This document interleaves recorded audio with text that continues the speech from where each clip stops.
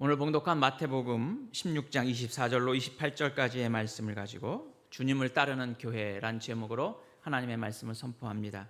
한번 따라서 해봅시다. 주님을 따르는 교회. 역사 속에서 보면 교회가 본질을 잃었을 때가 종종 있었습니다.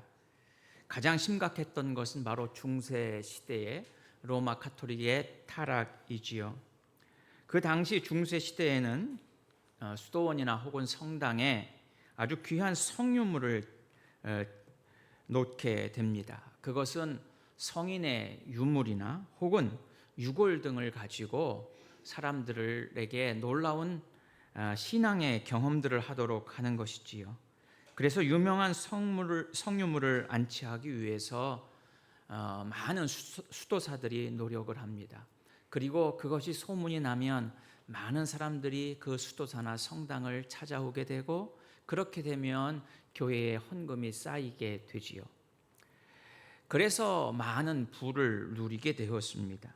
심지어 성자의 유골을 몰래 훔쳐가는 도둑질도 감행했을 뿐만이 아니라 살아있는 성스러운 사람을 살해해서 성인으로 꾸미고 그 유골을 안치하는 그런 아주 비상식적인 일들을 행하기도 했었습니다.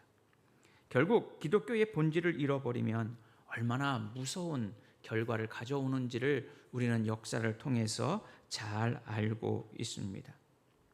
오늘은 우리 교회 창립 44주년을 맞게 됩니다. 하나님께서는 우리에게 구원을 허락하시고, 그리고 교회를 세워서 하나님의 놀라운 계획과 뜻을 이루어가게 하시고, 그리고 우리가 하나님의 뜻에 합한 믿음의 성도들로 살아가기를 원하십니다.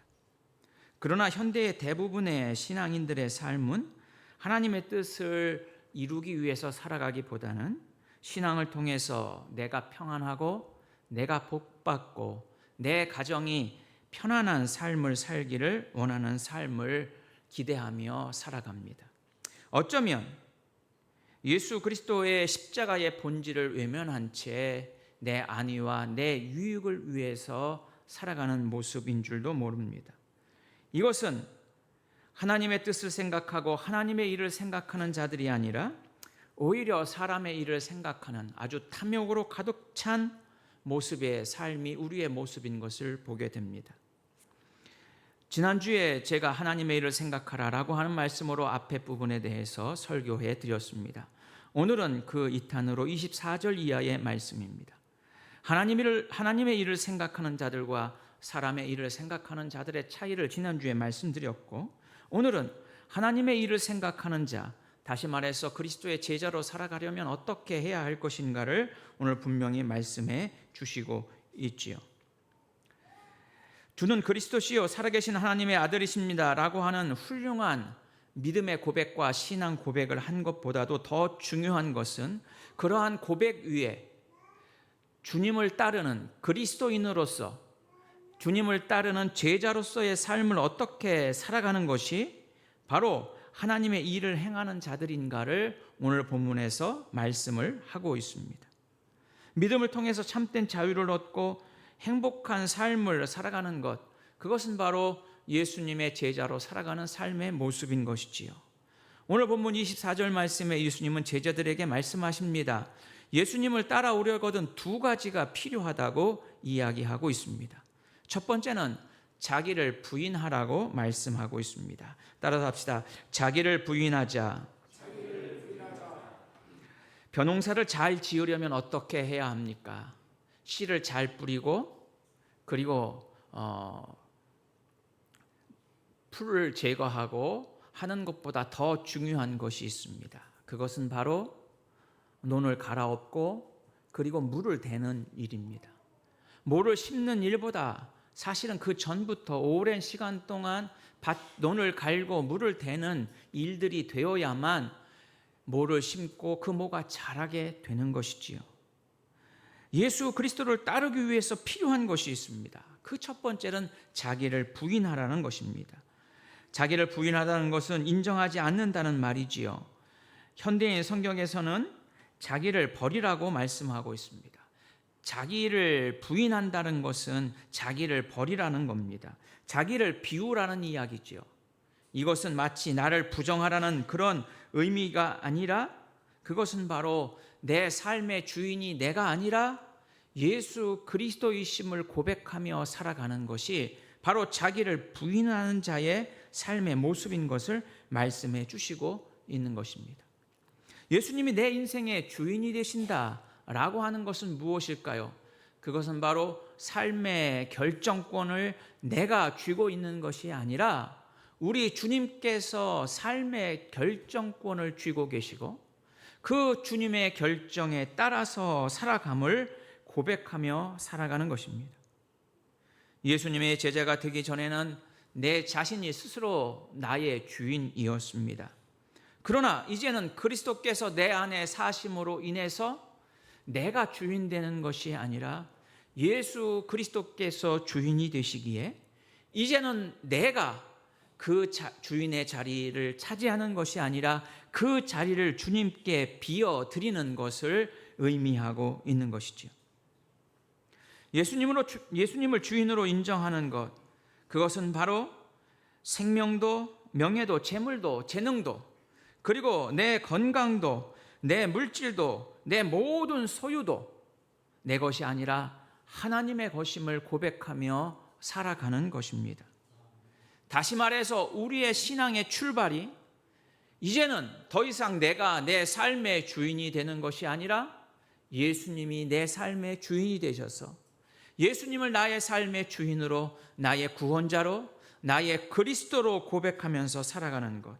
그러기 위해서 우리는 자기를 부인하고 내 자신을 버릴 때 가능함을 말씀해 주시고 있는 것이죠. 그러므로 신앙의 출발, 그것은 바로 자기를 비우고 자기를 부인하는 삶에서 시작됨을 말씀하고 있습니다. 내가 내 자신을 부인하고 버리며 살아간다 하면서도 우리는 끊임없이 내 자아에 내 스스로를 채워넣고 있고 내 욕심과 감정과 욕망으로 채워져 있지는 않습니까? 날마다 나를 부인하고 예수님을 주인으로 믿으며 살아간다 하는 것, 그것은 사실 쉬운 일이 아닙니다. 내 것을 빼앗기는 것 좋아하는 사람이 없습니다. 그러나 우리는 내 것을 주님 앞에 내어놓는 자들입니다. 그것이 바로 내 자신을 부인하는 것이지요. 내 안에 자리 잡고 있는 수많은 감정과 욕심들, 그리고 욕망들을 비워내고 바로 그 자리에 우리의 주인이 되신 예수 그리스도를 모시며 살아가는 것입니다. 주님을 모시는 것은 멋지고 아름다운 성공만을 향해 살아가던 우리의 삶이 이제는 주님의 영광을 위해서 살아가는 삶으로 변하게 되는 것이죠. 온갖 탐욕의 노예로부터 해방되어서 주님을 주인으로 삼고 살아가는 것입니다. 내가 지배하고 싶은 욕망을 버리고 다른 사람의 불행을 딛고 행복해지려는 우리의 욕심을 버리고 다른 사람을 사랑하며 살아가는 것, 그것이 바로 내 자신을 부인하고 예수 그리스도로 충만하게 살아가는 삶의 모습이 되는 줄로 믿습니다. 내 자신을 비우고 우리가 채워야 할 것이 있습니다. 그것은 예수 그리스도께서 주인이 되시기 때문에 우리는 성령의 능력을 채워야 한다라고 하는 사실입니다. 내 자신으로 채워서 내 능력으로 살아가는 것이 아니라 내 삶의 주인이 예수 그리스도시기에 성령이 주시는 능력으로 나를 채워나가서 우리의 삶을 통해서 아름다운 성령의 열매를 거두는 삶, 그것이 바로 끊임없이 내 자신을 부인하며 내 자신을 버리며 살아가는 것입니다. 우리는 얼마나 내 자존심을 부인하며 살아갑니까? 얼마나 내 이기적인 욕심을 버리며 살아갑니까? 자기를 과시하고 자랑하고 싶은 우리의 교만함을 우리는 얼마나 버리며 살아갑니까? 우리 안에 자리 잡고 있는 미움 감정, 우리 안에 자리 잡고 있는 분노의 감정, 우리 안에 자리 잡고 있는 욕심과 그리고 끊임없는 욕망을 버릴 때 비로소 우리는 주님의 제자로 내 자신을 부인하고 주님을 따르는 귀한 믿음의 제자들이 될 줄로 믿습니다. 두 번째로 주님께서는 이야기하십니다. 자기 십자가를 지고 따르라고요. 바로 주님을 따르기 위해서 필요한 두 번째는 자기 십자가를 져야 한다라고 하는 것입니다. 한번 따라서 합시다. 자기 십자가를 져야 한다. 예수님은 제자들에게 자기 십자가를 지라고 말씀하셨습니다. 맨몸으로 예수님을 따르는 것은 결코 용납하지 않는 것이지요. 간혹 우리는 십자가를 지는 것을 무척 고난이고 고통스럽고 희생으로 생각합니다. 십자가를 지는 것이 쉬운 일은 결코 아니기 때문이지요. 예수님께서 우리를 위해서 골고다 언덕에 십자가를 지고 올라가신 길은 고난의 길이었습니다. 그래서 우리는 십자가를 지는 것 자체가 고난이고 희생이고 헌신이라는 생각을 먼저 갖게 됩니다. 그러나 주님은 분명히 말씀하셨습니다. 주님의 제자로 살기 위해서는 사람의 일이 아니라 하나님의 일을 생각하고 따르기 위해서는 맨몸으로 오는 것이 아니라 자신의 십자가를 지라고요. 주님께서 말씀하시는 것은 주님의 십자가를 지라고 말씀하시지 않습니다. 내 몫의 십자가, 내 자신의 십자가를 지고 따르라고 하는 것이지요. 자기 십자가를 져야 하는 것은 무엇입니까? 그것은 무거운 십자가를 지는 고난과 희생을 의미하는 것이 아니라 예수 그리스도의 제자로 부여받은 사명을 감당하면서 살아가야 한다라고 하는 사실입니다. 예수님의 십자가는 우리를 구원하시기 위해서 죄와 형벌을 담당하도록 하나님께서 지어주신 십자가였습니다. 주님께서는 그 구원의 십자가를 묵묵히 지고 골고다 언덕에 올라가셨습니다. 우리 주님은 우리에게 십자가를 허락해 주셨습니다. 각각 서로에게 다른 사명을 주셨다라고 하는 것이죠. 어떤 이에게는 복음을 전하는 사명을 허락해 주셨습니다. 어떤 이에게는 기도하는 능력을 허락해 주셨습니다. 어떤 이에게는 섬김과 봉사의 능력을 허락해 주셨습니다. 적어도 하나님이 주신 우리의 첫 번째 사명은 바로 복음을 전하는 것이지요. 예수 그리스도를 전하는 것이지요. 그것이 우리가 감당해야 할 십자가입니다. 그래서 믿지 않는 가족이 있다면 그 가족을 구원하는 일, 그것은 바로 내가 감당해야 할 내 몫의 십자가입니다. 또한 내가 속해 있는 직장과 사업장에서 혹은 내가 속해 있는 공동체 안에서 예수 그리스도의 복음과 사랑을 전하는 것, 그것은 바로 그리스도인이 살아가야 할 사명의 몫이라고 하는 것이죠. 그것이 내가 감당해야 할 십자가입니다. 저의 십자가는 여러분들입니다. 여러분들을 위해서 제가 복음을 선포하고 말씀으로 양육하고 여러분들을 위해서 기도하고 영적으로 훈련시켜서 하나님의 위대한 믿음의 군사로 세우는 것, 그것은 제가 감당해야 할 사명이고 제가 감당해야 할 제 몫의 십자가입니다. 그 내 몫의 십자가를 버리고 살아간다면 어찌 우리는 신앙인이라 말할 수 있겠습니까? 여러분, 우리는 빈손으로 예수님을 따르는 자들이 되지 말아야 합니다. 내 몫의 십자가를 지고 따릅시다. 교회 올 때 성경 찬송 안 들고 오는 거 편하고 좋겠지요. 그러나 예배하기 위해서 내가 성경 찬송을 들고 오는 것, 그것은 신앙인으로서 감당해야 할 기본적인 자세 아니겠습니까? 때로는 그리스도인으로 살아가는 것이 힘들고 어려울 수 있습니다. 그것이 고난이요 희생처럼 생각되어서 십자가를 지는 것이 힘들다고 말할 수 있습니다.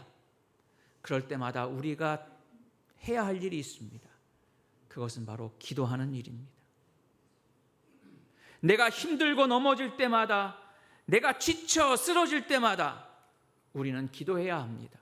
하나님이 주신 사명을 감당할 수 있는, 주님이 주신 내 몫의 십자가를 감당할 수 있는 능력을 허락해달라고, 믿음을 허락해달라고 우리는 끊임없이 기도하는 자가 되어야 한다라고 하는 사실입니다. 주님의 십자가, 주님이 지셨습니다. 우리는 내 몫의 십자가를 지고 살아가야 할 것입니다. 사명이 있는 인생은 결코 지치지 않습니다. 믿음으로 살아가는, 주님의 십자가를 지고 살아가는 사람은 결코 흔들리지 않습니다. 깨어 기도할 수 있습니다. 주님이 주시는 능력으로 집중할 수 있고 하나님의 놀라운 일들을 감당할 수 있게 됩니다.